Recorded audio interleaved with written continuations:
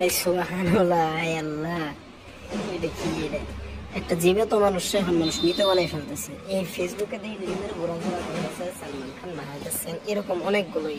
এইটা কোনো সিস্টেম হইলো? একটা জীবিত মানুষকে মৃত বানাই দিচ্ছে। কারণ ইন্টারনেট যুগটা এত খারাপ হয়ে গেছে না, মানুষ জীবিত বলে দিচ্ছে, মানুষ মৃত। এটা কোনো কথা? এই যে ফেসবুক, ইউটিউব, এরা কোনো কিছু দেখে না কেন? যে এত উল্টা পাল্টা কাজ করতেছে, এটা কেউ খেয়ালই করে না। এটা কোনো সিস্টেম হলো? উনি তো বেঁচে আছেন, জীবিত মানুষকে মৃত সবার সামনে করতেছে, মারা গেছে, মিথ্যা নিউজ রটাচ্ছে। এইটা কোনো কথা? বুঝতেছি না আমি কিছু। সাল্লু ভাই এখনো বেঁচে আছে, সাল্লু ভাই নাকি মারা গেছে। এটা কেমন অসভ্যতা আপনারাই বলেন?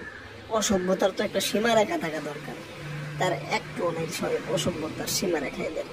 কি আর বলবো, বলার সব ভাঙা হারাই ফেলাইছি। জেনে মিথ্যা নিউজ করতে এরা পছন্দ করে, এদেরকে বলার আর কিচ্ছু নাই আমার কাছে। তো থ্যাংক ইউ।